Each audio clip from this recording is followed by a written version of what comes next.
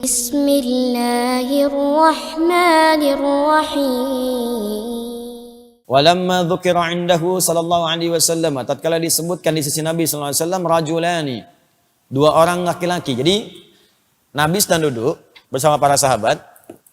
Ada satu orang mengisahkan tentang dua orang kepada Nabi. Ingin meminta pertimbangan dari dua orang ini, mana yang paling bagus? Ya, mana yang paling bagus? Ini hadis. Oke, saya baca dulu, nanti kita cari di mana hadisnya. Ahaduhuma 'abidun wal akharu 'alimun. Yang pertama adalah seorang hamba saja, rajin ibadah. Ibadah. Yang kedua 'alimun. Ya, orang yang ibadah tapi ahli ilmu. Ingat, jangan dipahami keliru. Alim itu, kalau disebut alim, itu di Arab itu bukan sekedar punya ilmu, tapi mengamalkan ilmunya. Makanya ulama, ketika disebut ulama, bukan cuma berfatwa, tapi fatwanya diamalkan dulu. Apa hukumnya tahajud syekh? Dia udah tahajud dulu. Apa hukumnya infak syekh? Dia udah infak dulu. Diamal dengan ilmu itu, al-ilmu wa amalun alima wa amila. Itu dibalik harakatnya, dibalik hurufnya, nyambung dua-duanya. Alima, ain lam mim, amila, ain mim lam. Begitu disatukan, dua-duanya nyambung. Nah, orangnya alim, ketika diamalkan amil.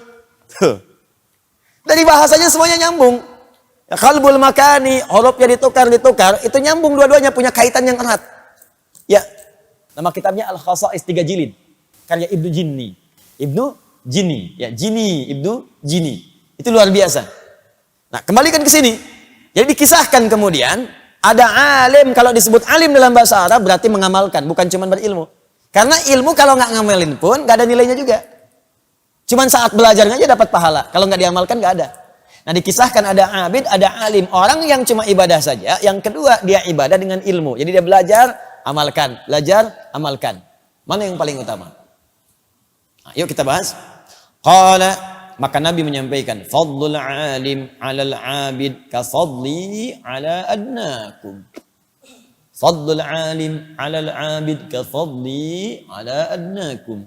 Keutamaan seorang penuntut ilmu yang dia berniat mengamalkan amalnya, baru berniat mau ngamalin amalnya, kemudian dia menuntut ilmu, belum diamalkan tuh.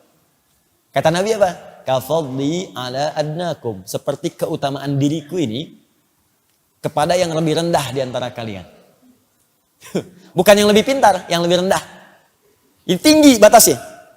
Nabi tidak membandingkan Nabi dengan yang paling soleh di antara sahabat, tapi yang paling rendah ibadahnya di antara para sahabat. Dia seakan-akan jaraknya jauh banget. Ini ada sahabat kayak Abu Bakar, levelnya kan tinggi kan? Di atasnya ada Nabi Muhammad SAW. Kalau membandingkan Nabi Muhammad dengan Abu Bakar, tetap masih unggul Nabi. Cuman keutamaan Abu Bakar itu tinggi. Sampai saking tingginya, hidup menemani Nabi. Hijrah menemani Nabi. Wafat dikubur di samping Nabi. Ya, bahkan di surga pun dengan Nabi saking tingginya.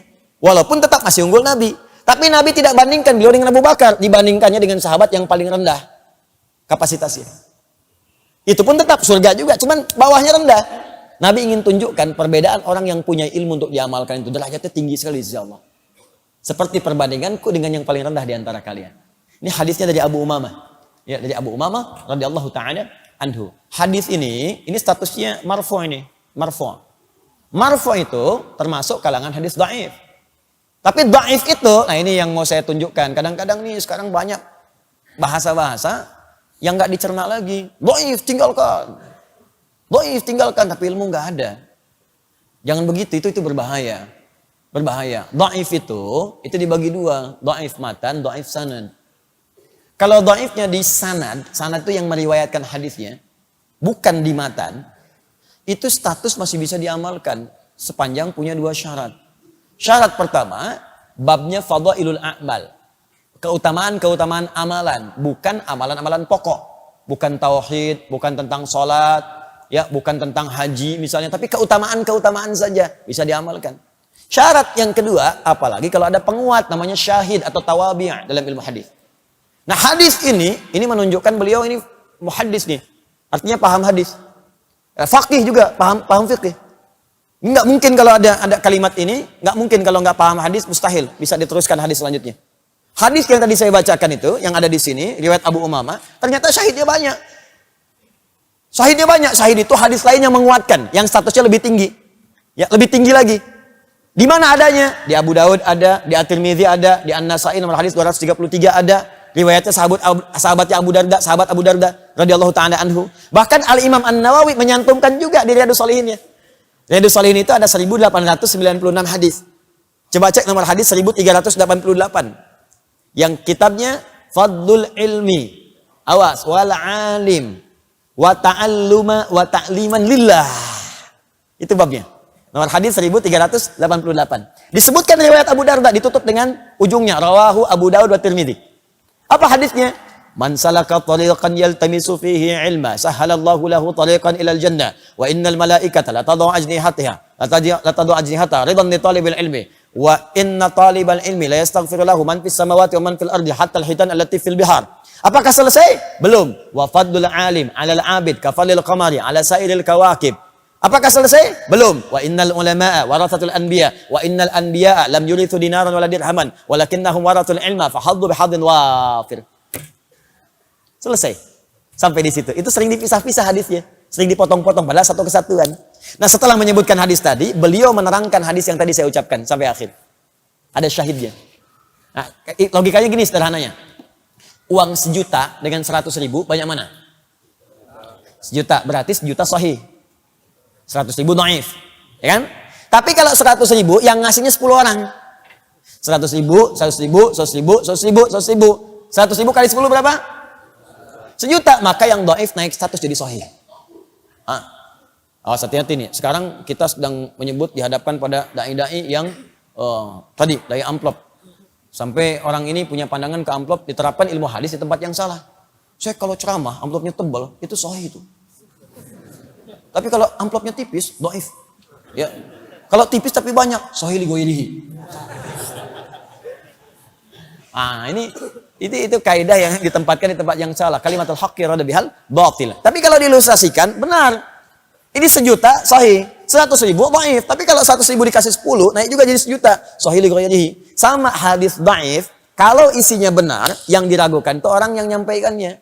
Bukan karena isinya. Karena di hadis itu kualifikasinya ketat. Gini, orang pemabuk saja atau orang pernah punya salah meriwayatkan hadis, saking hati-hatinya ulama, hadisnya tidak diambil sekaligus. Dituliskan catatan, ini orangnya bermasalah. Bukan hadisnya, orangnya. Kenapa disebut orangnya? Karena khawatir nanti hadis diriwayatkan oleh orang yang bermasalah. Sehingga ketika ada orang salah, orang akan mengatakan, pantas salah hadis yang diriwayatkan oleh orang bermaksiat. Saking menjaga kemuliaan hadis, dicatat itu semua. Makanya muncul hadis mungkar. Hadis yang diingkari. Karena orangnya seringkali berbuat maksiat. Bukan karena hadisnya. Hadis matruk, hadis yang ditinggalkan. Bukan karena hadis yang buruk. Tapi karena orangnya seringkali berdusta. Sehingga nggak bisa dibedakan. Ini orang lagi bicara hadis atau dusta. Jelas ya? Hadis maudhu, hadis palsu. Bukan hadis yang bermasalah. Orangnya memalsukan itu. Kalimatnya mah benar. Cuman orangnya mengatakan itu hadis padahal bukan. Ya, pernah dengar ini? Makan saat lapar, berhenti sebelum kenyang. Pernah dengar? Itu hadis palsu. Saking palsunya, di kitab hadis palsu pun nggak ada. Saking palsunya. Cuma ada di satu kitab. Ar-Rahmah fit Tibbi wal Hikmah. Karangan Al-Imam Jalaluddin As-Suyuti, halaman 29. Dan Imam Suyuti pun tidak menyebut hadis, menyebutnya kisah. 3 orang dokter yang memberikan advice, nasihat kepada seorang raja. Kalau pengen sehat, kata dokter yang keempat dari Sudan, yang 3 itu 1 dari Irak, ya, yang kedua dari India, yang ketiga dari Romawi, memberikan nasihat, obat untuk makanan yang sehat. Yang keempat dari Sudan, yang Sudan ini mengatakan kalau pengen sehat, saat paduka lapar, silahkan makan dan angkat tangan paduka sebelum kenyang. Muncul kata mutiara mahfudhat, makan saat lapar, berhenti sebelum kenyang. Itu kata mutiara, isinya bagus, cuma datang orang belakangan, hadis. Di orang itu yang salah, bukan kalimatnya. Paham gak sampai sini? Allahumma barik lana fi Rajab wa Sya'ban wa balighna Ramadan. Ya Allah, mohon berkahi hamba di bulan Rajab dan Sya'ban dan mohon sampaikan pada bulan Ramadan. Isinya benar. Cuman orangnya ada yang bermasalah. Disebut kemudian hadis mungkar. Orangnya yang mungkar, hadisnya nggak apa-apa. Paham gak maksudnya? Nah, kalau kita belajar ilmu hadis, ngerti sampai situ. Sebab kalau kita ingin mengamalkan kalimatnya pun nggak apa-apa, tapi jangan dipahami sebagai hadis. Nih, boleh nggak kalau saya di bulan Rajab berdoa begini, ya Allah, anugerahkan hamba keberkahan di bulan Rajab ini, ya Allah. Beri kemampuan untuk beramal. Dan mohon beri kesempatan, ya Allah, untuk sampai di bulan Sya'ban dan pertemukan dengan Ramadan, ya Allah. Hamba ingin bertobat. Hamba ingin bertobat. Boleh nggak? Itu bahasa Arabnya, Allahumma barik lana fi Rajab wa Sya'ban wa balighna Ramadan. Sama aja. Orang Arab bacanya pakai bahasa Arab. Kita pakai bahasa Indonesia. Cuman salahnya apa? Ketika ada orang mengatakan misalnya ini hadis atau orang itu bermasalah. Paham ya? Nah, ini ketika dicantumkan di sini jangan langsung divonis. Hadis palsu tuh, hadis dhaif tuh, tinggalkan kitabnya. Oh. Jangan karena ketidakmampuan Anda memahami sesuatu, Anda berlaku bodoh dan ngajak orang lain bodoh, itu ngerepot. Kalau mau bodoh, bodoh aja sendirian, yang ngajak orang. Terus belajar gitu.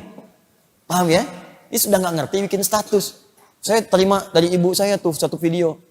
Hati-hati katanya. Nah ini ada ini, benar nggak? Begitu dikirimkan, orang langsung bilang, hati-hati. Ada Quran palsu menyebar di Indonesia. Tuh lihat, dipertontonkan oleh dia.